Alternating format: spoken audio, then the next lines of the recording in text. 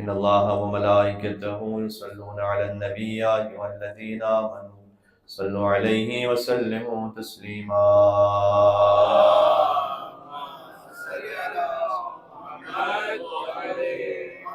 أعوذ بالله من الشيطان الرجيم. بسم الله الرحمن الرحيم.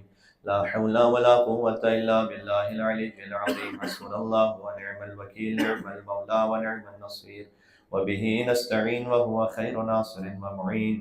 والصلاة والسلام على أشرف الأنبياء والمرسلين حبيب إله العالمين سيدنا ومولانا بالقاسم محمد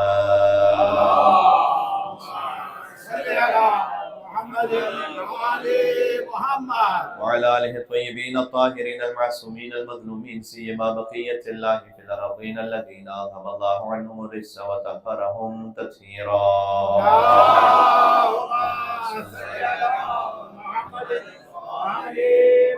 رحمة الله على محبيهم واللعنة الدائمة على أعدائهم أجمعين. قال الله تبارك وتعالى في القرآن الكريم: بسم الله الرحمن الرحيم. تلك الجنة التي نورث من عبادنا من كان تقيا. نعرہ صلوات.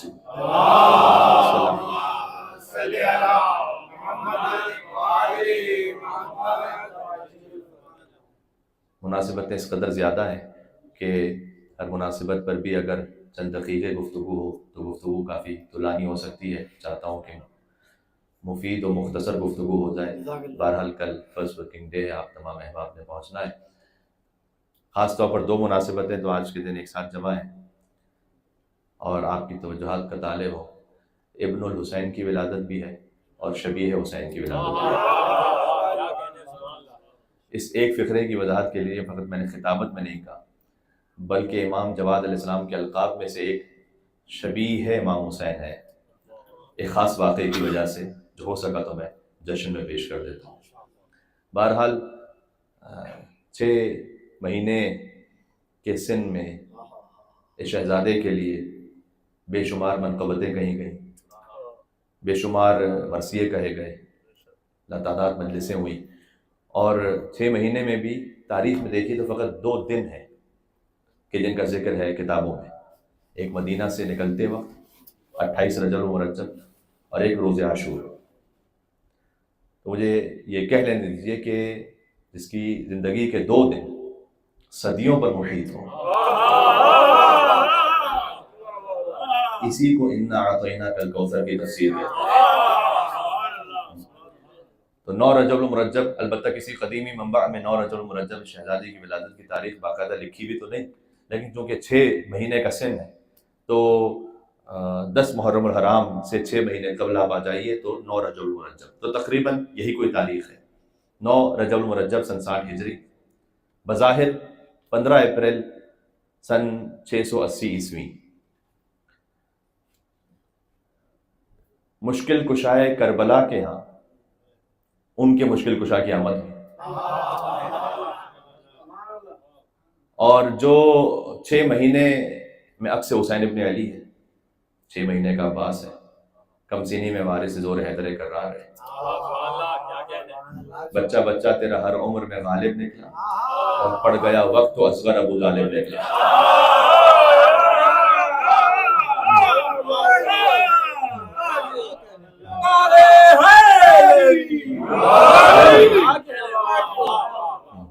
ابو طالب علیہ السلام نے اپنے زمانے کی حجت کی نصرت کی، پھر ابو طالب کی اولاد میں یہ ریت جاری رہی، اور علی اصغر ابن حسین ابن علی ابن ابی طالب نے اپنے زمانے کی حجت کی نصرت کی. ایسا خاموش کیا وار علی اکبر نے، علی اصغر نے، کہ بولنا کر دیا دشوار علی اصغر نے. بولنا کر دیا دشوار علی اصغر نے، اور ہرملا کانپ اٹھا رن میں دکھایا جس دم روب عباس علمدار علی اصغر نے. اللہ اکبر. تو میں آپ کو اگر قرآن کی ایک آیت سے اس بات کو جوڑ سکوں، اللہ سبحانہ وتعالیٰ نے سورہ بقرہ میں ارشاد فرمایا ہے آیت نمبر 23، وَإِن كُنتُمْ فِي رَيْبٍ مِّمَّا نَزَّلْنَا عَلَىٰ عَبْدِنَا فَأْتُوا بِسُورَةٍ مِّن مِّثْلِهِ. اگر تمہیں اس قرآن میں شک ہے جو ہم نے نازل کیا ہے تو اس کے جیسی کوئی ایک سورت تو لے کر آؤ. یا اللہ سبحانہ وتعالیٰ نے ایک سورت کا کہا، یہ نہیں کہا سورۃ البقرہ لے کر آؤ، چاہے سورۃ الکوثر لے کر آؤ، سورۃ الکوثر 3 فقرے بنا کر لاؤ. سورۃ الکوثر 3 جملوں پر ہے. بسم اللہ الرحمن الرحیم کو ملا لیجئے تو 4 فقرے. انا اعطیناک الکوثر فصلی لربک وانحر ان شانئک هو الابتر. اگر تمہیں اس قرآن میں شک ہے جو ہم نے نازل کیا ہے تو 3 فقروں جیسا ایک سورہ تو بنا کے لے کر آؤں. دیکھیں اس وقت جو دنیا کے حالات ہیں وہ آپ کے سامنے، اور انٹرنیشنلی جس طریقے سے ہر طرف ایک ظلم بربریت ہے، تو انہوں نے millions and billions of dollars خرچ کر دی، لیکن یہ کام نہیں کر سکے کہ ایک یونیورسٹی بناتے ہیں، اس میں دنیا کے 200 300 400 500 1000 ادیبوں کو جمع کرتے ہیں اور کہتے ہیں کہ جناب آپ کے پاس انلمیٹڈ ٹائم ہے اور انلمیٹڈ فنڈنگ ہے، ایک سورہ تو بنا کے لے کر. یہ کرنا بڑا آسان تھا قرآن کو باطل ثابت کرنے کے لیے، کہ کہتے کہ جناب آپ کے پاس 20 سال کا 30 سال کا وقت ہے، نسلوں کا وقت ہے، کہ آپ کوئی ایک سورہ ایسا بنا کر لے کر آئیں جو قرآن کے اسٹینڈرڈ سے میچ کرتا ہو. اس کو پھر CNN اور BBC سے نشر کر دیتے، بات ہی تمام ہو جاتی، پوری جنگی تمام ہو جاتی. یہ نہ کر سکنا اس بات کی دلیل ہے کہ نہیں کر سکیں گے. ملینز آف ڈالرز اپنے جنگی فساد میں خرچ کر دی، لیکن یہ کام نہیں کر سکے. فَأْتُوا بِسُورَةٍ مِّن مِّثْلِهِ. اچھا، اللہ سبحانہ و تعالیٰ نے میرے چیلنج کو ایک کے بعد دیگر ہے، میرے پاس وقت نہیں کہ میں ایک کے بعد ایک آیت پڑھوں. پہلے کہا کہ اس جیسا قرآن بنا کر لے کر آؤ، پھر کہا کہ 10 سورے لے کر آؤ، پھر کہا فَأْتُوا بِسُورَةٍ مِّن مِّثْلِهِ، ایک سورہ لے کر آؤ. اچھا، واقعہ تو سب کو یاد ہے نا کہ 7 معلقات جو 7 مشہور نظمیں تھیں عربوں میں، انہیں کعبے کی دیوار پر آویزہ کر دیا جاتا تھا، اور کسی نے جا کر سورۃ الکوثر کو آویزہ کر دیا. انا اعطیناک الکوثر فصلی لربک وانحر ان شانئک هو الابتر. چونکہ رباعی میں 4 مصرے ہوتے ہیں، لہذا 3 مصرے تھے یہاں پر گویا، چونکہ اس میں سجا بھی ہے. قرآن شاعری کی کتاب نہیں، لیکن قرآن میں سجا ہے، یعنی اس میں نثر کا بھی کمال ہے اور شاعری کا بھی کمال ہے. تو انا شانئک هو الابتر، اور پھر کسی نے نیچے لکھا ما ھذا کلام البشر، کہ یہ کسی اسی سجا میں ما ھذا کلام البشر انا اعطیناک الکوثر فصلی لربک وانحر ان شانئک هو الابتر ما ھذا کلام البشر، یہ کسی بشر کا کلام نہیں. تو انہوں نے جیسے ہی سورۃ الکوثر وہاں آویزہ کیا گیا تو اپنی ساری جو بڑی بڑی نظمیں تھیں نا، وہ عرب کے جو دوسروں کو عجم کہتے تھے، گونگا جنہیں بولنا بھی نہیں آتا، ان سب نے اپنے کلام اتار لیے تھے اس سورۃ الکوثر کے مقابلے. ہمیں شہزادے سے ایک مثال دینا چاہ رہا ہوں، اگر آپ میرے ساتھ ہیں. دیکھیں ان عربوں سے مقابلے کے لیے حضور مکرم کو سورۃ البقرہ لانے کی ضرورت نہیں پڑی. کیا میری بات پہنچ رہی ہے؟ سورۃ الکوثر کافی تھا، قرآن کا سب سے چھوٹا سورہ کافی تھا.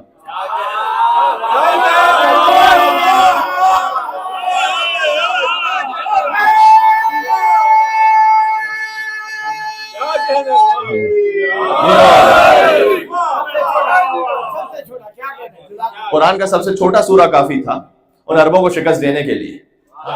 کربلا میں حسین نے عباس سے تلوار لے لی. ارے عباس کا کیا مقابلہ کرو گے، علی اصغر کی تو مثال لے کر آؤ.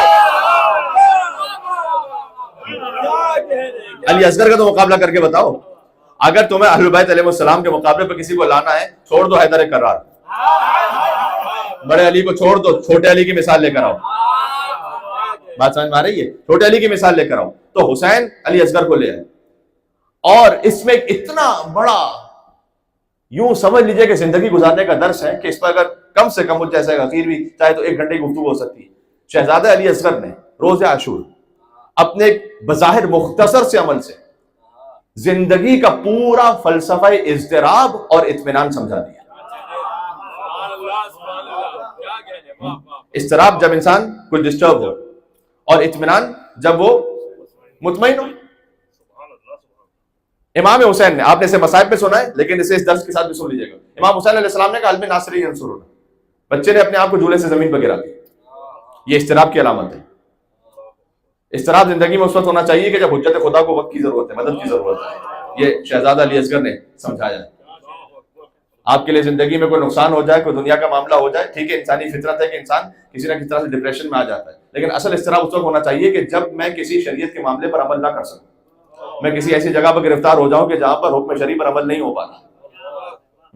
آپ کسی مس گیدرنگ میں، آپ کسی میوزک کے مقام پر ہیں، کہیں پر ایسی جگہ پر ہیں، یہ اضطراب کی جگہ ہے کہ میں کہاں پر آ گیا. اور اطمینان پتہ کیا، جب تیر لگا تو بچہ مسکرا دی. مسکرانا اطمینان کی علامت ہے. یعنی جب میں حجت خدا کی کو نصرت کر سکا تو یہ اطمینان کی جگہ ہے. پورا فلسفہ اضطراب اور اطمینان سمجھایا ایک 6 مہینے کے بچے نے اپنے 2 مختصر سے اعمال سے. علامہ نقن صاحب نے سورۃ العصر کی تفسیر جب لکھی ہے، انہوں نے مجلسوں میں بیان کی تھی، اس کو جب سب کی وہ آئی تو میں نے اس کو دیکھا ہے. سورۃ العصر میں وتواصوا بالحق وتواصوا بالصبر، وہ کہتے ہیں کہ اللہ سبحانہ وتعالیٰ نے قرآن میں کہا خسارے سے وہ بچے گا جو ایمان لے کر آئے، عمل صالح کرے، حق کی تلقین کرے، صبر کی تاکید کرے. اور پھر مصائب میں انہوں نے اس بات کو ربط دیا کہ کربلا میں بعینہ یہی ہو رہا تھا. کربلا میں ایسے ہو رہا تھا کہ مسلم ابن اوسجہ کی شہادت ہونے والی، حبیب ابن مظاہر پہنچے کہ اے مسلم، اگر میری زندگی میں میرے پاس کچھ اور وقت ہوتا تو میں تم سے کہتا کہ تم تفصیلی کوئی وصیت کرو، لیکن تم جانتے ہو کہ تمہارے بعد میں بھی تمہارے پاس پہنچنے والا ہوں تھوڑی ہی دیر میں، لیکن تمہارے دل میں کوئی حسرت نہ رہ جائے، کوئی وصیت ہو سکتی ہے تو کر لو، تمہارا چھوٹا بیٹا بھی خیمے میں. تو مسلم ابن اوسجہ نے کانپتے ہاتھوں سے ہاتھ اٹھایا، اور مقتل کا جملہ یہ ہے کہ حبیب ابن مظاہر علیہ السلام کو دیکھتے ہوئے امام مظلوم کی جانب اشارہ کیا کہ اوصی کا بہذا الامام، میں تمہیں وصیت کرتا ہوں کہ مرتے مر جانا، کچھ ہو جائے، اس امام کی نصرت کرتے رہنا. یہ علامہ نقن صاحب کہتے ہیں کہ مسلم ابن اوسجہ نے حبیب ابن مظاہر کو وتواصوا بالحق وتواصوا بالصبر کہا ہے، یہاں پر حق کی تلقین کی، صبر کی تاکید کی. لیکن مسلم ابن اوسجہ اور حبیب ابن مظاہر میں تو برابر کا رشتہ ہے، تو وہ براہ راست یہ تلقین اور نصیحت کر سکتے ہیں. لیکن علی اکبر میں اور امام حسین میں بیٹا باپ کو حفظ مراتب کے خلاف ہے کہ کوئی صبر کی تلقین کرے. تو کہتے ہیں کہ شہزادہ علی اکبر علیہ السلام کا جب بالکل وقت آخر ہے تو کہتے ہیں کہ بابا بس میں سیراب ہو گیا، مقتل میں فقرہ ہے، بس بابا میں سیراب ہو گیا نانا رسول اللہ کے ہاتھوں، اور ایک جام وہ آپ کے لیے بھی لیے کھڑے ہوئے. کہتے ہیں جو فرمایا نا ایک جام وہ آپ کے لیے کھڑے ہوئے، یہ علی اکبر علیہ السلام نے اپنے انداز سے وتواصوا بالصبر کہہ دیا. بات واضح ہو رہی ہے؟ یہ علامہ نقن صاحب کہتے ہیں. پھر کہتے ہیں کہ ایک منزل وہ آئی کہ ایک 6 مہینے کا بچہ ہے جو یہ بھی نہیں کہہ سکتا، بچہ مسکرا دیا. علی اصغر کی مسکراہٹ وتواصوا بالحق وتواصوا بالصبر پر عمل ہے.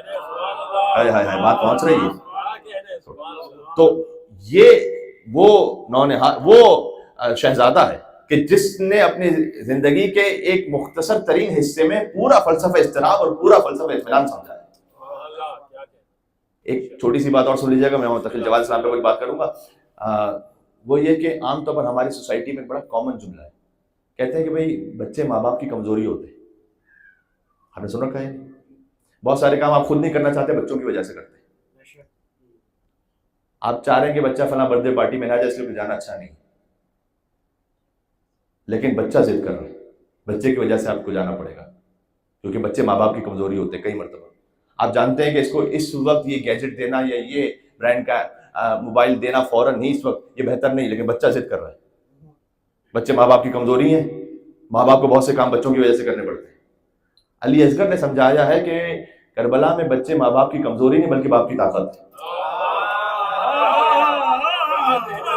یہ بات سمجھ میں آ رہی ہے؟ کبھی اس کیفیت میں بھی مل کے صلوات بھیجتے ہیں شہزادہ علی اصغر علیہ السلام والسلام. اللہم صل علی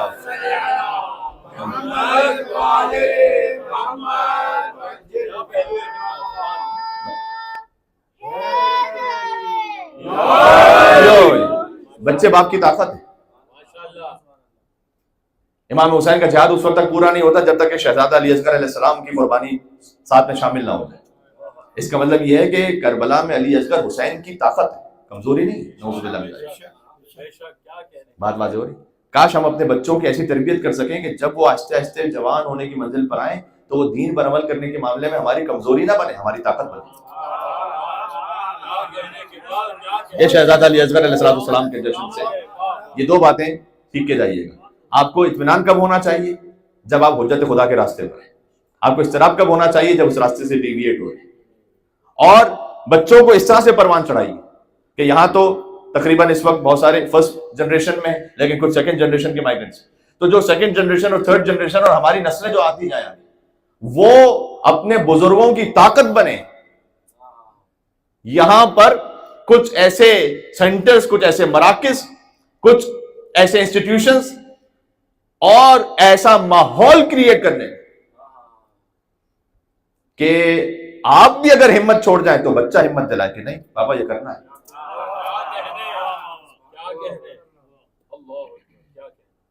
شباہت یہ ہے آج کی دونوں مناسبتوں میں کہ کربلا کے سب سے کم سن شہید کا نام ہے علی اصغر، اور ائمہ میں سب سے کم سن جوان امام کا نام ہے امام محمد تقی الجواد علیہ السلام، جو بچپن میں زمان امامت جن کا آغاز ہو گیا.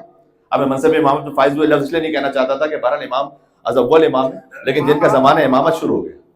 جب حضور مکرم نے فرمایا کنت نبیا و آدم بین الماء والطین، میں اس وقت نبی تھا کہ جب آدم بنے نہیں تھے، پانی اور مٹی کے درمیان تھے، تو اس وقت مولا علی نے فرمایا کنت ولیا و آدم بین الماء والطین. میں 13 رجب کے بھی آخر میں اشارہ کروں گا تاکہ آپ کی جو ولائی سماعتیں وہ بیدار ہو کر انشاءاللہ جشن کا اختتام ہوگا. فکر نہ کیجیے، میں اس طرف آنے والا ہوں. تو کہ میں اس وقت ولی تھا کہ جب آدم بنے نہیں تھے، پانی اور مٹی کے درمیان تھے. بات سمجھ میں آ رہی؟ امام تقی الجواد علیہ السلام وہ عظیم الشان امام. اب ہر امام ہی عظیم الشان ہے، لیکن آپ جن امام کے بارے میں گفتگو کیجئے تو ایسا لگتا ہے کہ ساری فضیلت یہیں سے شروع ہوتی ہے، یہیں پہ ختم ہو جاتی ہے. امام رضا علیہ السلام کی واحد اولاد ہے. امام رضا علیہ السلام کی اور کوئی اولاد نہیں سوائے امام محمد تقی علیہ السلام. یہ انفرادیت ہے خاص الخاص امام رضا کی اور امام تقی الجواد علیہ السلام کی. باقی ہر امام کی اولادیں جن میں سے ایک اولاد امام بنی. امام رضا علیہ السلام کی ایک ہی اولاد ہے امام تقی الجواد علیہ السلام. لہذا جتنے رضوی سادات در حقیقت وہ تقوی سادات ہیں. امام محمد تقی علیہ السلام کے جو فرزند موسیٰ مبرکہ، ان سے جو نسل آگے بڑھی وہ رضوی کہلائی. جانتے ہیں کیوں؟ اس لیے کہ امام رضا علیہ السلام کو ابتر کا تانا دیا جاتا تھا، اس لیے کہ 47.5 ایئرس کے ہو چکے تھے امام رضا علیہ السلام اور اب تک ان کی کوئی اولاد نہیں تھی. اور ایک منفرد بات تھی ائمہ علیہ السلام کے یہاں کہ ان کی جو خانوادگی زندگی ہے اس سلسلے میں فوراً ہی وہ صاحب اولاد ہوتے تھے. امام رضا علیہ السلام 47.5 ایئرس کے ہو چکے، اب تک کوئی اولاد نہیں. لہٰذا قیامہ واقفی نے، واقفی وہ مذہب کے جنہوں نے 7ویں امام کی شہادت کے بعد 8ویں امام کو قبول ہی نہیں کی اور انہوں نے وقف کر دیا امامت کو وہیں پر. اور اس کی وجہ اب ایک ہی جشن میں ساری چیزیں آ جائیں گی تو پھر تو 2 گھنٹے کا مجھے جشن پڑھنا پڑے گا، وقت نہیں ہے. لیکن خلاصہ یہ کہ ہر معاملے میں حب دنیا ہے، ہر معاملے میں آخر میں حب دنیا ہے. وہ نہیں چاہتے امام رضا علیہ السلام کو امام ماننا، اس لیے کہ ان کے پاس وجوہات شرعیہ خمس اس کی اتنی بڑی اماؤنٹ موجود ہے کہ اگر امام موسیٰ کاظم کی شہادت کو مان لیں اور اس کے بعد امام رضا کو امام مانیں تو یہ سب کا سب ثبوت کرنا پڑے گا امام علی بن موسیٰ رضا علیہ السلام کو. لاکھوں درہم. انہوں نے کہا کہ امامت کا عقیدہ روک دو امام موسیٰ کاظم تک، ان کے بعد کوئی امام ہی نہیں، امام رضا کو امام ہی نہ مانو. اور انہوں نے کہا وقف سٹاپ، واقفیہ وقف سے، وقف مین سٹاپ، کہ امام موسیٰ کاظم پر امامت سٹاپ ہو گئی. بھائی کیسے سٹاپ ہو گئی؟ کہ اس لیے کہ امام موسیٰ کاظم کی تو شہادت ہی نہیں، وہ تو پردہ غیب میں چلے گئے، جو آپ کا امام مہدی کے بارے میں عقیدہ ہے. آپ امام مہدی پہ امامت کو سٹاپ کر دیتے ہیں نا، بحکم رسول کرتے ہیں آپ. لیکن انہوں نے حب دنیا کی خاطر کہ بھائی امامت روک دی. ان میں سے ایک ہے قیامہ واقفی، جو آیا امام رضا کے پاس طنز کرنے کے لیے امام رضا علیہ السلام پر. امام رضا 47.5 ایئرس کے ہو چکے. امام رضا سے پوچھتا ہے کہ کیا ایک وقت میں 2 امام ہو سکتے ہیں؟ امام نے کہا 2 نہیں ہو سکتے. کہ اگر 2 ہو تو ایسا خوبصورت جواب دیا امام نے کہ پھر ایک صامت ہوگا اور ایک ناطق ہوگا.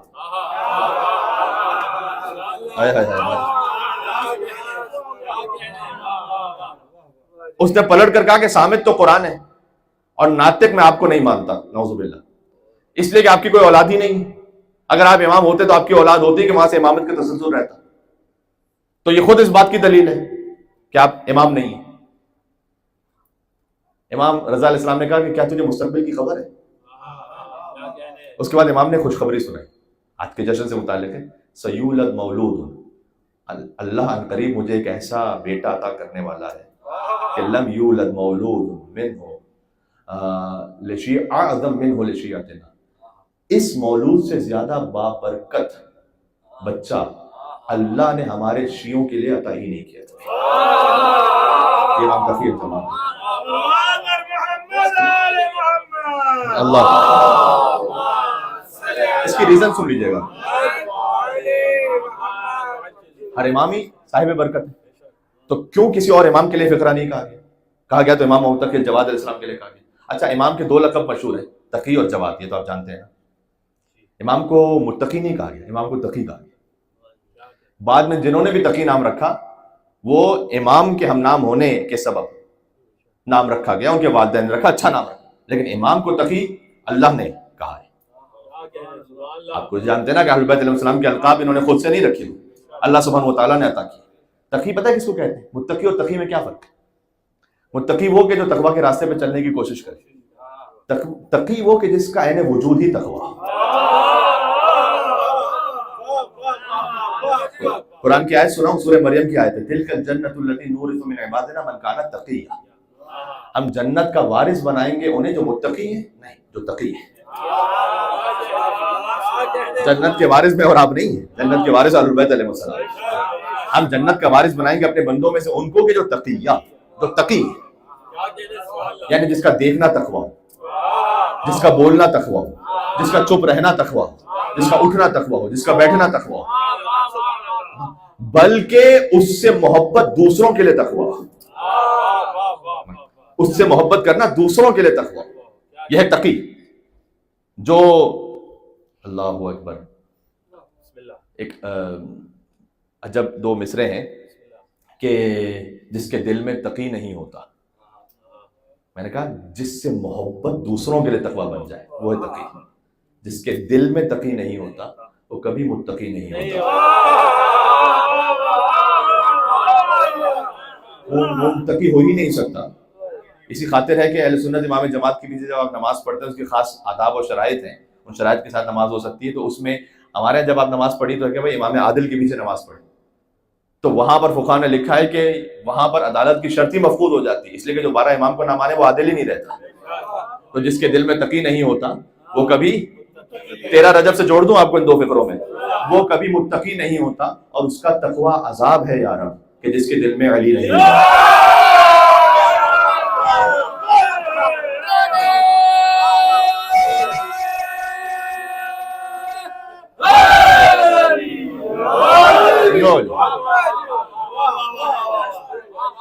اس کا تقویٰ بھی اس کے لیے عذاب ہے۔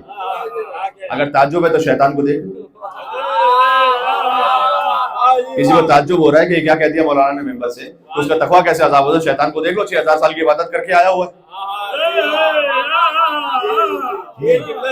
6000 سال کی عبادت کر کے آیا، لیکن چونکہ حجت خدا کے سامنے نہیں جھکا۔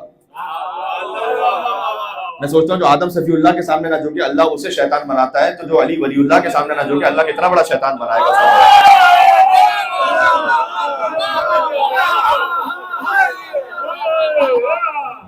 6000 سال کے بعد اللہ نے کہا کہ گیٹ آؤٹ، ہمیں نہیں چاہیے، ہمیں ایک سجدہ چاہیے۔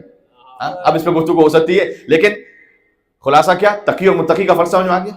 اور امام کا دوسرا مشہور لقب ہے جواد۔ جواد کہتے ہیں، جواد اور سخی میں فرق ہے، امام کا لقب سخی نہیں ہے، امام کا لقب جواد ہے۔ جواد اور سخی میں فرق ہے کہ سخی وہ کہ جو اسے دے کہ جو ڈیزرو کرتا ہو، کاش میری بات پہنچے، جواد اسے بھی عطا کرے جو ڈیزرو نہ کرتا۔ دیکھیں لغت سے میں پڑھ رہا ہوں، لغت شیعہ سننی نہیں ہوتی، لغت ہوتی ہے۔ اللہ سبحانہ و تعالیٰ کے اسماء حسنہ میں سخی نہیں ہے، جواد ہے۔ انہ جواد کریم دعا افتتاح کا جملہ ہے کہ یقیناً تو جواد بھی ہے تو کریم بھی ہے۔ اللہ تعالیٰ سخی نہیں ہے، اللہ تعالیٰ جواد ہے۔ کیوں؟ اس لیے کہ ہم ڈیزرو کیا کرتے تھے کہ اللہ تعالیٰ عطا کرتا۔ بھائی ولادت کے بعد ہم نے کون سی عبادت کر لی تھی، یا ولادت سے پہلے شکم مادر میں کون سی عبادت کر لی تھی کہ ہم ڈیزرو کرتے تھے کہ اللہ تعالیٰ کچھ دیتا، بغیر ڈیزرو کے اس نے دیا، لہذا وہ جواد ہے۔ اور اللہ سبحانہ و تعالیٰ کی صفت جود کا کامل مظہر ہے امام تقی الجواد علیہ السلام۔ یہ فرق ہے۔ اب امام علیہ السلام کی جب ولادت ہوئی تو امام رضا علیہ السلام کیا کہہ رہے ہیں کہ اس سے زیادہ بابرکت اولاد ہمارے شیعوں کے لیے اللہ نے عطا ہی نہیں کی۔ کیوں؟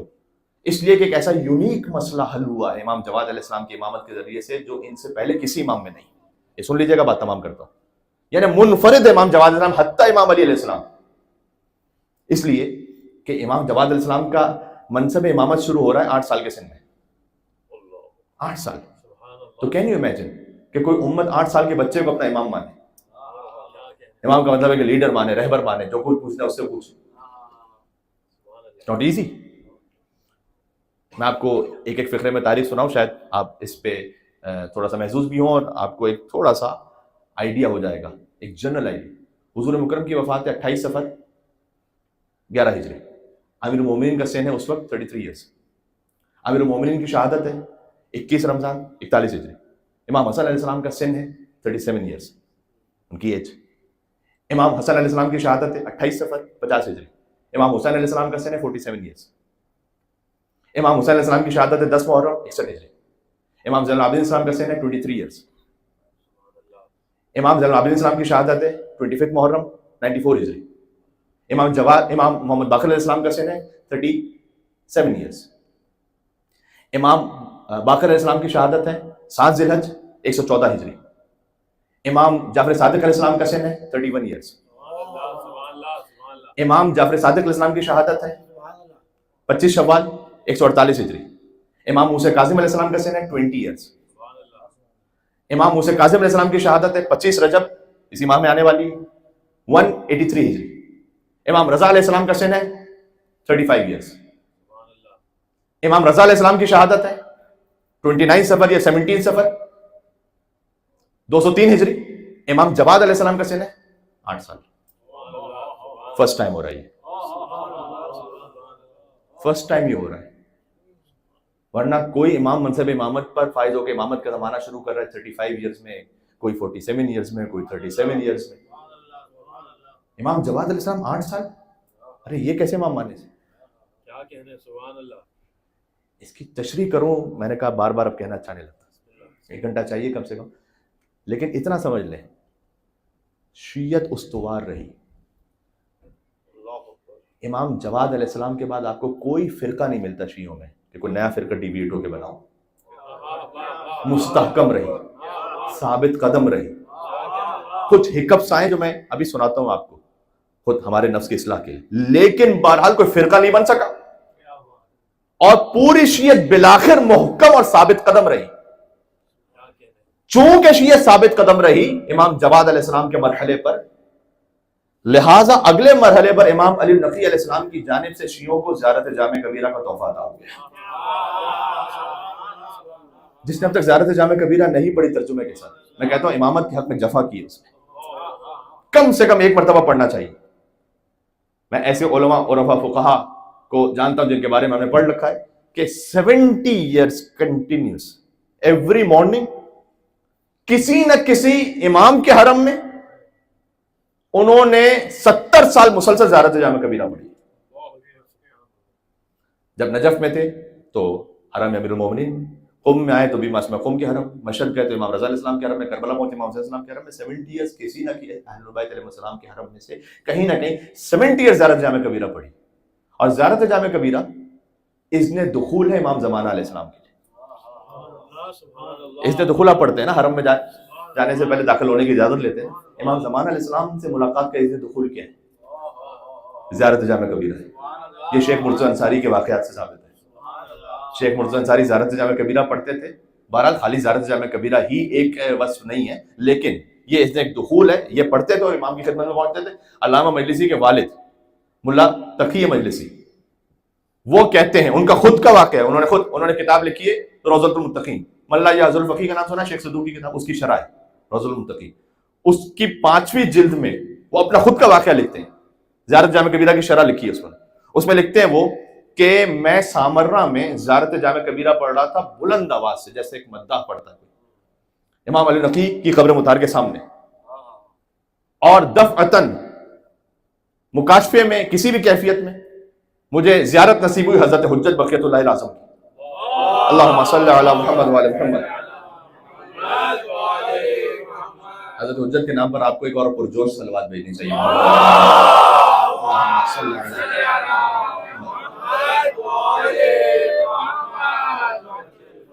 امام علیہ السلام نے مجھے قریب بلایا, ملا تقی مجلسی کہتے ہیں. امام کی ہیبت اتنی تھی کہ میرے قدم نہیں اٹھ پائے. میں نے کہا مولا کہیں سوء ادب ہی نہ ہو جائے. امام نے کہا جب ہم حکم دے رہے ہیں تو آؤ. امام نے بلایا اور بلا کر امام علیہ السلام بیٹھے, مجھ سے کہا بیٹھو.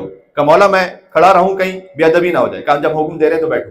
تو میں 2 زانو ہو کر ادب سے, آپ کسی عالم مجتہد کے سامنے بیٹھے ہوتے تو ادب سے کہاں عالم, کہاں قطب عالم امکان امام زمانہ علیہ السلام. تو کہتے ہیں میرا وجود کانپ رہا تھا. امام نے کہا جب ہم کہہ رہے ہیں تو راحت ہو کے بیٹھو, جیسے آپ اطمینان سے سکون سے بیٹھے ہو نا. کہ ویسے میں مثال دے رہا ہوں, کہ بیٹھ جاؤ. کہ میں امام کے حکم پہ بیٹھا تو امام نے مجھ سے کہا تم زیارت جامع کبیرہ میرے جد کی زیارت پڑھ رہے تھے, نہیں مت زیارت ہو حاضر. کتنی اچھی زیارت ہے, امام زمانہ کی سند ہے اس پر.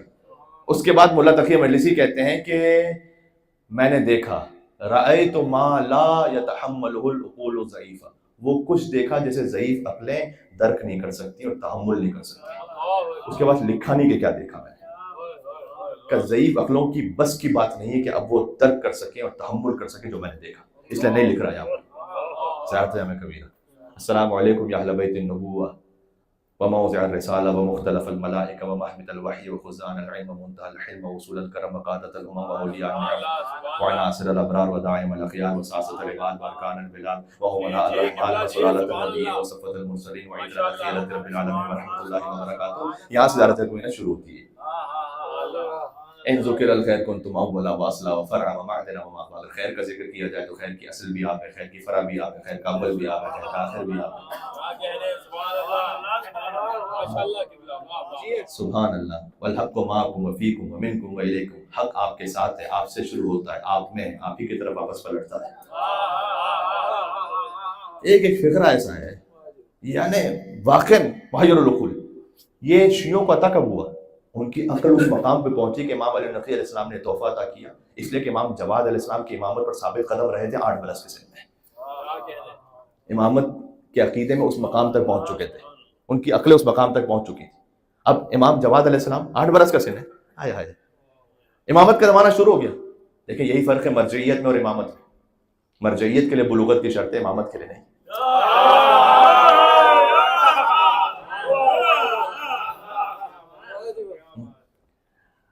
امام جعفر صادق کے ایک بیٹے ہیں علی بن جعفر, تو چچا ہوئے امام رضا علیہ السلام کے, امام موسیٰ کاظم کے بھائی ہوئے امام جعفر صادق کے بیٹے, امام موسیٰ کاظم کے بھائی امام رضا علیہ السلام کے چچا, اور امام تقی الجواد علیہ السلام کے رشتے میں دادا.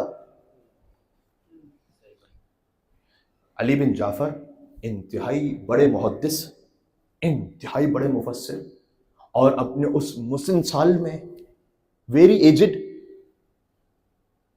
درس دے رہے ہیں, شاگرد بیٹھے ہیں. امام تقی 8 برس کے سن میں داخل ہوئے. ابا چھوڑی امامہ چھوڑا دوڑے, امام تقی الجواد کی خدمت میں, اور ہاتھوں کو چوما, اور امام نے کہا بیٹھ جائیے چچا. کہا کہ جب آپ کھڑے ہیں تو میں کیسے بیٹھ جاؤں. مکالمہ ہوا کچھ. جب واپس پلٹے نا تو ایسا جیسے ایک غلام, ایک عبد خدمت کرو اپنے آقا کی. واپس پلٹے تو شاگردوں نے کہا آپ کی داڑھی سفید ہو گئی, آپ اتنے بڑے عالم ہیں, اتنی حدیثیں آپ کو یاد ہیں, اتنے بڑے مفسر ہیں, یہ 8 سال کے بچے کا احترام کر رہے ہیں ایسے. کتاب الکافی کی روایت ہے, انہوں نے جواب دیا ان اللہ لم یؤہل ھذہ الشیبہ, اللہ نے سفید داڑھی میں وہ نہیں دیکھا جو اس بچے میں دیکھا ہوا ہے.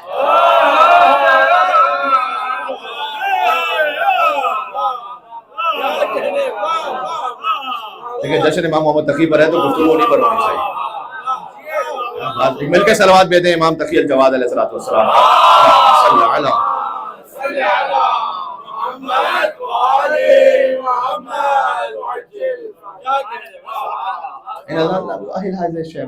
اللہ نے اس بوڑھی داڑھی میں نہیں دیکھا وہ, ولیکن اہل ھذا السبیل, اس بچے کو اہل پایا ہے. جب امام رضا علیہ السلام کی شہادت ہوئی تو عبداللہ ابن موسیٰ, امام رضا علیہ السلام کے سارے بھائی ان کی امامت کو ماننے والے نہیں تھے. ان میں سے کچھ ایسے تھے جن کے دل میں لالچ تھا کہ اب جواد تو 8 برس کے, تو امام رضا کے بعد ہم امام بن جاتے, کیونکہ 8 برس کے بچے کیسے امام بنیں گے. تو عبداللہ ابن موسیٰ, ایک صادق آل محمد کا گھر تھا مدینہ میں, وہاں بیٹھ گئے پرسہ لینے کے لیے امام رضا علیہ السلام کا. تو لوگ تعزیت کے لیے بھی آتے تھے اور ان کے ہاتھ پہ بیعت بھی کرتے تھے, اور وہ بیعت لیتے جا رہے تھے. تو بہرحال امام جواد علیہ السلام داخل کا, یا اتق اللہ, اے چچا اللہ سے ڈرو. یونس ابن عبد الرحمن امام رضا علیہ السلام کے صحابی ہیں, اور ابان ابن تغلب بھی ہیں امام کی. یونس ابن عبد الرحمن بھی وہاں پر ہیں, رو رہے ہیں لوگ. تو یونس ابن عبد الرحمن کہتے ہیں کہ بھائی عزاداری بعد میں کرنا, پہلے یہ دیکھ لو کہ علی ابن موسیٰ رضا کے بعد امام کون ہے. تو ابان ابن تغلب کھڑے ہوئے, کا کیا مطلب امام کون ہے. امام رضا امر امام متعین کر کے گئے, کبھی تو یہ 8 برس کے ایسا کرو کہ ان کا نائب بنا دو, جب تک ہم ان کے پیچھے نماز تو پڑھ سکیں. ان کے پیچھے نماز تو پڑھ سکیں, ابھی نائب بنا دو, پھر بالغ ہو جائیں گے. تو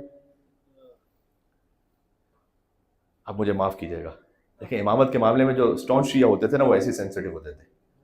آپ کو لگے گا یار اس بات پہ ابان ابن تغلب آگے بڑھے, یونس عبد الرحمن کو ایک دم گلے سے پکڑا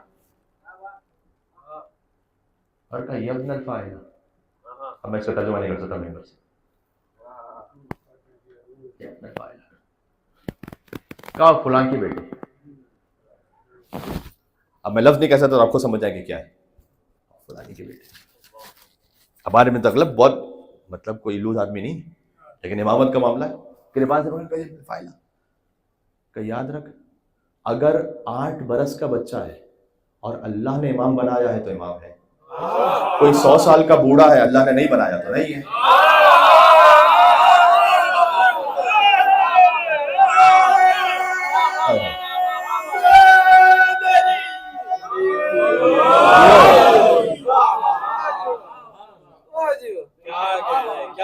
اب وہ فکرہ سمجھ میں آ رہا کہ امام رضا نے کیوں کہا تھا کہ لم یولد مولود منہ اعظم برکتا لشیعتنا، کہ اللہ سبحانہ وتعالیٰ نے اس سے زیادہ برکت مولود ہمارے شیعوں کے لیے عطا نہیں فرمایا. اس لیے کہ امام تقی الجواد علیہ السلام سے امامت کا وہ مسئلہ حل ہوا کہ ان سے پہلے کسی امام سے وہ مسئلہ حل نہیں ہوا تھا. بہت سے شیعہ وہ بھی اس وقت اس مقام پر نہیں تھے کہ بچپن میں کسی کو امام مان سکے. آہستہ آہستہ بتدریج ایک موقع ایسا آیا کہ امام تقی الجواد علیہ السلام کی امامت کو مانا، اور پھر جب امامت کے بعد جو پہلا خطبہ دیا فرمایا کہ انا محمد ابن علی التقی الجواد انا الجواد انا العالم بالانصاف فی الاسلاب. دیکھو میں محمد تقی الجواد ہوں، میں اسلاب میں انصاب کا عالم ہوں، صلبوں میں نسبوں کا عالم ہوں. اللہ نے ہمیں وہ علم عطا کیا کہ جو ہر مخلوق کی خلقت سے پہلے تھا. میں وہ جانتا ہوں کہ تم کہاں سے آئے ہو، کہاں جانے والے ہو، تمہارا انجام کیا ہونے والا ہے.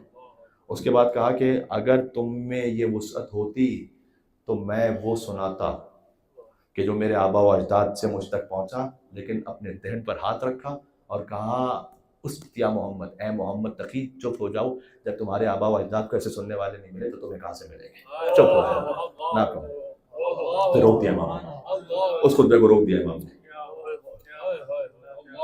اس خاطر ہے کہ امام رضا علیہ السلام بالکل بچپن میں امام تقی الجواد علیہ السلام کی ایسی معرفی کروایا کرتے تھے بار بار بار بار بار بار. وہ جو میں نے کہا نا شبیہ حسین کیوں کہا.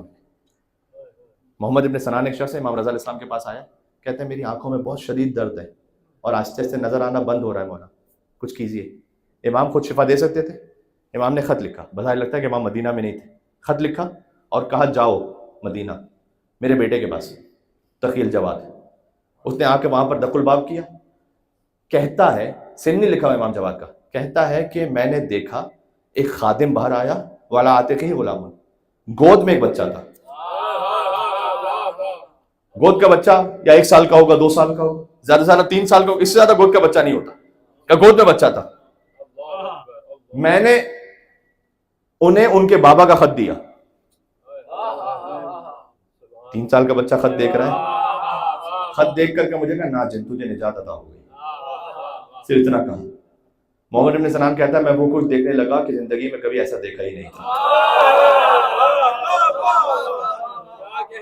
سننے کی بات اب ہے یہاں پر. تو محمد ابن سنان کہتے ہیں میں نے ان بچے سے کہا کہ جعلک اللہ شیخا علی ھذہ الامہ، اللہ نے تو اس امت پر آپ کو شیخ بنایا ہے. بچے ہیں، شیخ کہتے ہیں بزرگ کو، آپ کو بچپن میں بزرگ بنایا ہے. پھر جملہ کہا محمد ابن سنان نے یا شبیہ صاحب فطرس، جس نے فطرس کو شفا دی تھی اس کی شبیہ اے تقی الجواد. گہوارے میں شفا دی تھی نا. تمام ہو گئے.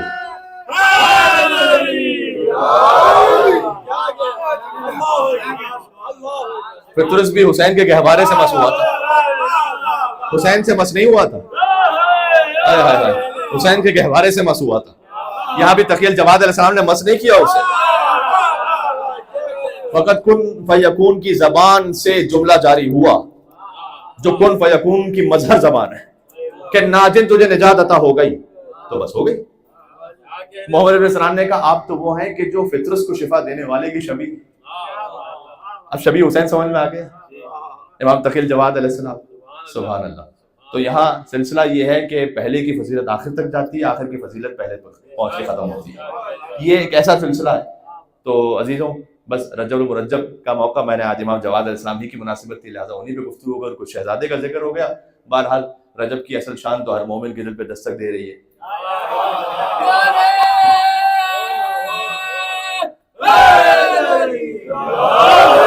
علی کی آمد کی خوشی ایسی ہے، ہر مومن وجد میں ہے، ایک دیوانگی کی کیفیت طاری ہو جاتی ہے۔ اس لیے اب خوشی اتنی بڑی ہے کہ اللہ نے اپنے حبیب سے کہا کہ اے حبیب اس خوشی کو میں عرش پہ منا لوں تو میرا رجب ہو جائے، تو فرش پہ منا لے تو تیرا رجب ہو جائے۔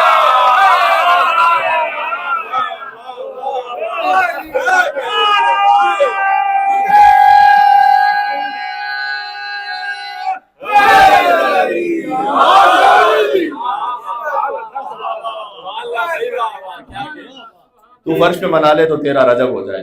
اب تیرا رجب کی خوشی ہی ایسی ہے کہ دم ہمدم علی علی، اور ایک سانس آتی ہے ایک سانس جاتی ہے، ہر سانس میں علی علی۔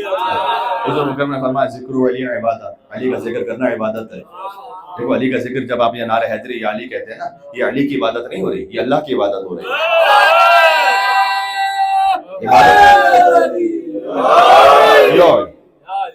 عبادت صرف اللہ کی ہوتی ہے، تعظیم مولا علی کی، عبادت اللہ کی ہے۔ ذکر علی عبادت کا مطلب یہ نہیں کہ مولا علی کی عبادت ہو رہی ہے، علی کا ذکر خدا کی عبادت ہے۔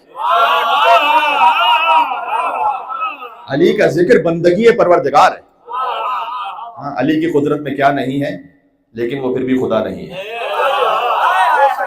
کسی انسان کی اس سے بڑی کیا فضیلت ہوگی کہ بار بار یہ ثابت کرنا پڑے کہ علی خدا نہیں ہے۔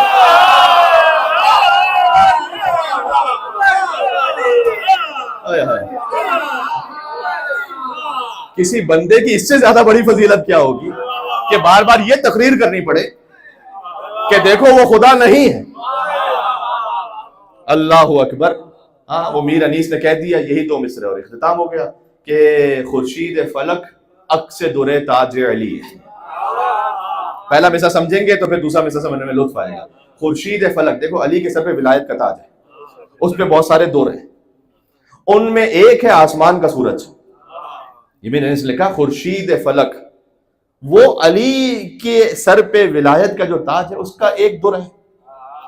انی ما خلقت السماء مبنیہ ولا ارضا منحیہ ولا قمرا منیرا ولا شمسا مضیئا۔ آپ سے بہتر کون سمجھے گا؟ دوسرے مسئلے میں پوری توحید بھی آ جائے گی، پوری ولایت بھی آ جائے گی اگر میرے ساتھ ہیں اور دعا کا طالب ہوں۔ خورشید فلک عکس دور تاج علی ہے، اور خالق کے سوا جو ہے وہ محتاج علی ہے۔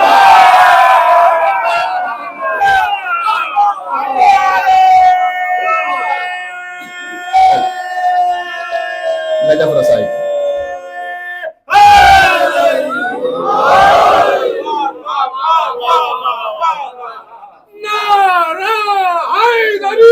یا علی یا علی۔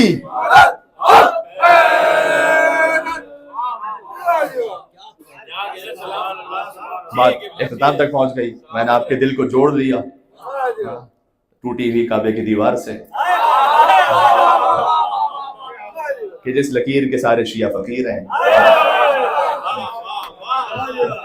جو کعبے کی لکیر ہے اسی لکیر کے فقیر ہیں۔ یا پھر لوگ نہیں، ہاں اب آپ کے اوپر ہے، اگر کوئی برا مان جائے یہاں سے تو دیکھیں آدھے کہہ رہے ہیں آدھے چپ ہیں، اس لیے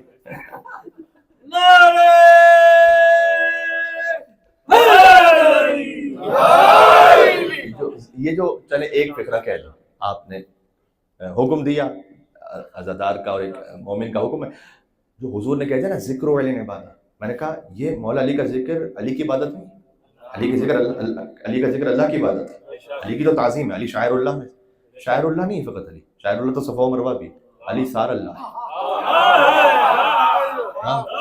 السلام علیکم سار اللہ و اپنا سار ہے، جنہیں سار اللہ کا ترجمہ معلوم ہے، سلام اس پر کہ جو اللہ کا خون ہے، ترجمہ تو یہی ہے، وابنا سارے، اور اس پر سلام کہ جس کا باپ بھی اللہ کا خون ہے۔ امام حسین پر اور مولا علیہ السلام پر ایسے سلام کیا کہ حضرت وارثہ میں، یعنی خون بہا، یہاں مراد یہ ہے کہ جیسے گویا جس کے خون کا انتقام خود اللہ کو لینا ہے، خود اللہ کے ذمہ ہے۔ تو علی کی تعظیم ہے، عبادت اللہ کی۔ اگر جب حضور مکرم نے نا ذکر علی عبادت کہا تو یہ دشمنان علی کو چیلنج بھی کر دیا درحقیقت، یہ نہیں کہا کہ کسی خاص حصے کا ذکر کرو تو عبادت ہے، کچھ بھی ذکر کرو، اس کا مطلب ہے کہ علی کی پوری زندگی اس قابل ہے۔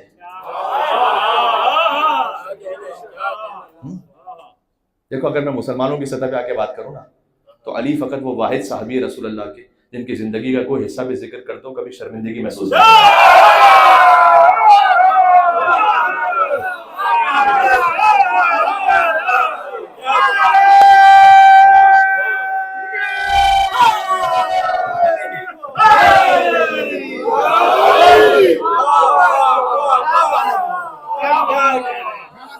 ہر صحابی کی زندگی میں کچھ نہ کچھ ایسا ہے.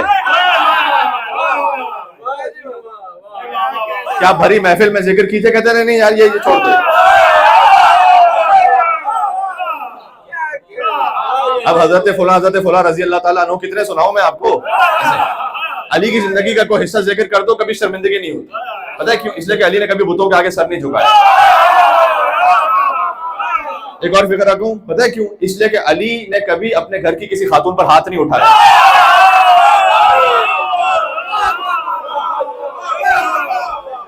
بڑے بڑے بزرگوں کی زندگی میں بہت کچھ ہے ایسا. اسی خاطر ہے ہم تو دیکھیں مولا علی علیہ السلام کہتے ہیں جن پر اللہ کا درود و سلام ہے. برادران اہل سنت کیا کہتے ہیں؟ حضرت علی رضی اللہ تعالیٰ عنہ. لیکن ایک لقب اور بھی کہتے ہیں حضرت علی کرم اللہ وجہہ. تو میں ان سے پوچھوں کہ کرم اللہ وجہہ اچھا لقب ہے یا برا لقب ہے؟ تو کہیں گے جناب کیسی بات کریں بہت اچھا لقب ہے. تو پھر دوسروں کے ساتھ بھی کہیے.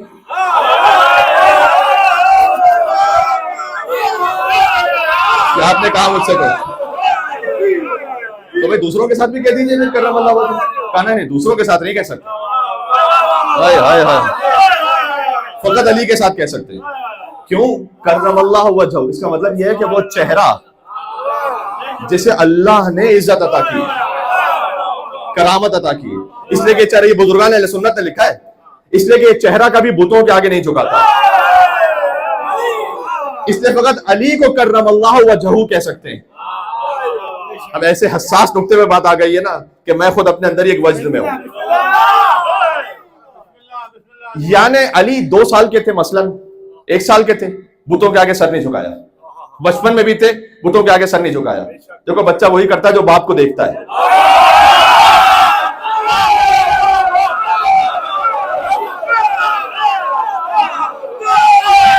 نام سے میں بات کر رہا ہوں.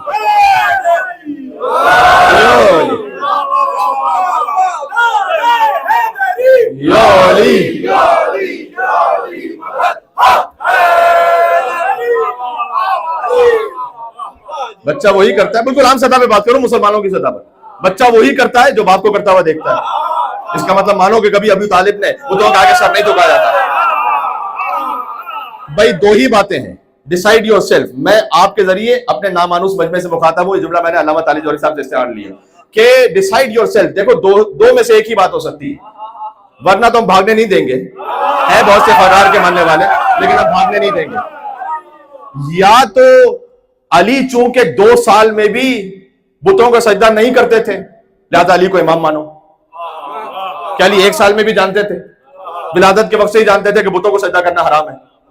تو یا تو علی کو امام مانو اور یا علی نے اپنے باپ کو دیکھ کر سجدہ نہیں کیا تو ابو طالب کو مومن مانو.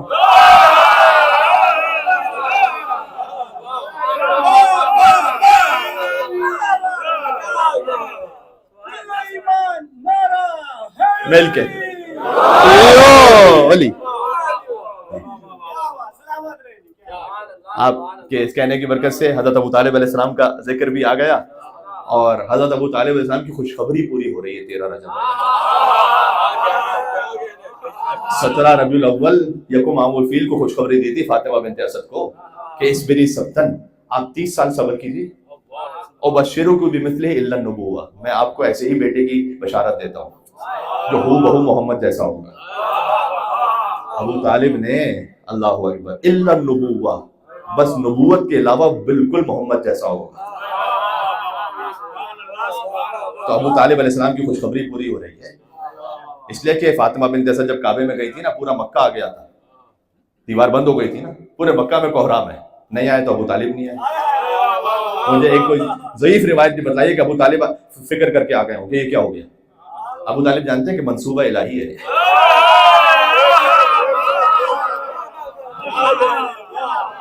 اب 13 رجب کی وائبز ابھی سے آنے لگی تو پھر میں کیا کروں.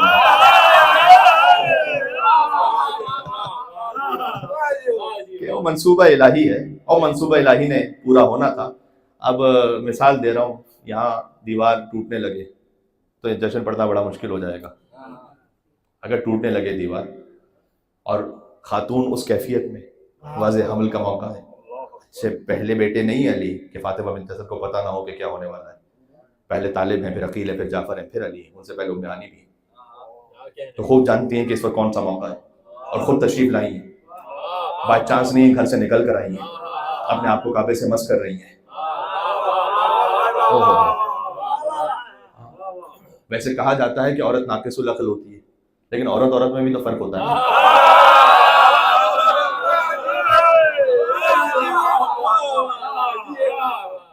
کعبے کی دیوار شف ہوئی اس کیفیت میں تو اچھے خاصوں کو بھاگ جانا چاہیے تھا. فاطمہ بنت اسد پیچھے نہیں ہٹی, آگے بڑھ گئی. فرار کرتی اگر کسی فرار کی ماں ہوتی.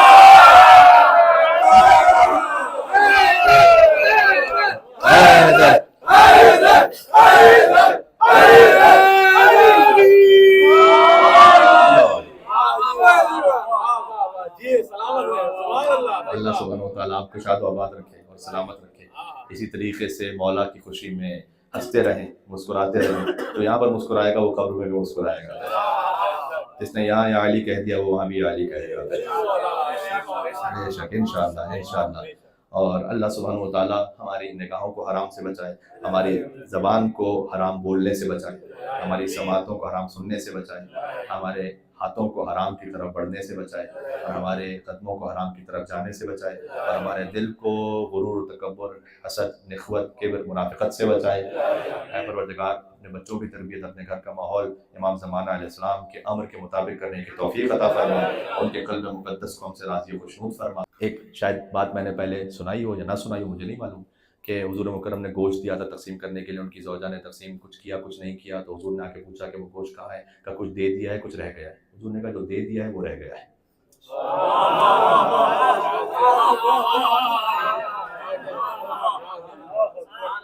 یہ قرآن کی آیت کے مطابق حضور نے فرمایا کہ ما عندکم ینفد وما عند اللہ باق, جو کچھ تمہارے پاس سے ختم ہونا ہے, جو اللہ کے پاس سے وہ باقی رہنا ہے. تو اللہ نے آپ کو عزت دی ہے, اللہ نے آپ کو اسٹیٹس دیا, اللہ نے آپ کو ویلتھ دی, کچھ بھی دیا ہے, جو ہمارے پاس ہے سب کا ختم ہونا ہے. لیکن اگر یہ اللہ کی راہ میں خرچ ہوا ہے تو جتنا خرچ ہوا ہے, چاہے وہ عزت ہے, آبرو ہے, اسٹیٹس ہے, زبان ہے, ویلتھ ہے, کچھ بھی خرچ ہوا اللہ کی راہ میں, یہ باقی رہنا ہے, باقی سب ختم ہونا ہے. تو جو آپ دے دیں گے وہ باقی رہ جائے گا, باقی سب نے تو ختم ہونا ہے. تو اس جذبے سے, اور چاہے کثیر ہو قلیل ہو, اللہ تعالیٰ کے یہاں یہ معیار نہیں, آپ کی ہماری جس کی جو حیثیت ہے, بہرحال کوشش کریں گے جتنا بڑھ کے دے سکتے ہیں. خود مولا علی کا ہی کلام مجھے یاد آ گیا کہ وہ قلیل کیسے ہو سکتا ہے جو قبول ہو جائے. کیا بات ہے, وہ قلیل ہو ہی نہیں سکتا جو قبول ہو جائے. تو بس مولا, اور سڈنی میں امام بارگاہ میلبرن میں آپ کے پاس سے وہاں سے آ رہا ہوں, تو مطلب 25 ایئرز ہو گئے امام بارگاہوں کو بنے ہوئے, 30 سال ہو گئے. اب وہاں جس نے مثلاً $10 بھی دیے تھے 25 سال پہلے, تو اس کا حساب کتاب تو اب تک جاری ہے. کتنی نمازیں وہاں ہو رہی ہیں, کتنی عزاداری وہاں ہو رہی ہے, کتنے اعمال وہاں ہو رہے ہیں, کتنا گریہ وہاں پر ہو رہا ہے, کتنی نماز جمعہ وہاں پر مثلا. تو یہ حساب تو جاری و ساری ہے. اور اگر اس جگہ کو بیچ کر آگے بھی کوئی جگہ لی جائے تو وہ کیری فارورڈ ہو جاتا ہے. اللہ سبحانہ وتعالیٰ کے معاملہ تو ہے نہیں کہ وہ کٹ ہو گیا, ختم ہو گیا. تو یہ اتنا بہترین صدقہ جاری ہے کہ کچھ آپ نے دے دیا, وہ پتہ نہیں کتنی نسلوں تک جاری رہے گا, بلکہ قیامت تک جاری رہے گا. ہم لکھتے ہیں نحن نکتب ما قدموا وآثارهم, تمہارے اعمال کو بھی لکھتے ہیں, ان کے آثار کو بھی لکھتے ہیں. یہ آثار کا لفظ ہے نا, اتنا قیمتی اور اتنا لطیف ہے. خدا کی قسم آثار کو اللہ کے علاوہ کوئی لکھ نہیں سکتا. آپ میرے عمل کو جانتے ہیں, مثلا فرض کیجئے بہت ایک چھوٹا سا خادم ہونے کی حیثیت میں, اب میں نے یہاں کچھ کہا, مجھے ایسے ایسے بھی میسیجز آتے ہیں, اللہ سبحانہ وتعالیٰ کا کرم ہے, اس زبان میں کچھ لیاقت اہلیت عطا کی کہ مولانا صاحب آپ کی یہ سپیچ نہ ہوتی تو میں خودکشی کر چکا ہوتا. یہاں تک مجھے فرضی بات نہیں کر رہا, میسیجز آتے ہیں. اس کا مطلب ہے کہ ہم یہاں سے بول رہے ہیں تو یہ تو خالی ایک عمل ہے, اس کے آثار کیا کیا ہیں. یہاں مدرسے کے ٹیچرز ہوں گے, آپ نے کسی ایک بچے کا وضو صحیح کروایا, چلیں آپ کو شاید یہ عمل یاد رہ جائے کہ بھائی میں نے فلاں کا وضو صحیح کروایا تھا. یہ بچہ بڑا ہوا, اس کی شادی ہوئی, صاحب اولاد ہوا, چونکہ آپ نے وضو اس کو صحیح کروایا تھا، اس نے اپنے بچے کو صحیح وضو کروایا، اس نے اپنے بچے کو صحیح وضو کروایا۔ یہ آثار آپ جانتے ہیں، ایک وضو صحیح کروانے کے آثار ہو سکتا ہے کہ 25 نسلوں تک چلتے رہیں، قیامت تک چلتے رہیں۔ ویسے ہی $1 دینا، $10 دینا، اس کے آثار ہیں، اللہ جانے یہ آثار کتنی نسلوں تک چلیں گے۔ اس لیے ایک چھوٹی سی ریکویسٹ ہے کہ اس میں ضرور اپنا تعاون فرمائیے گا۔ یہاں سے وہاں تک مولا علی مرتضیٰ علیہ السلام اور اولاد علی پر 3 مرتبہ، مجھے پتا ہے کہ آپ تھوڑا خستہ ہوں گے، لیکن بہرحال مل کر پرزور ایک حیدری صلوات بھیجتے ہیں 3 مرتبہ بآواز بلند، محمد و آل محمد۔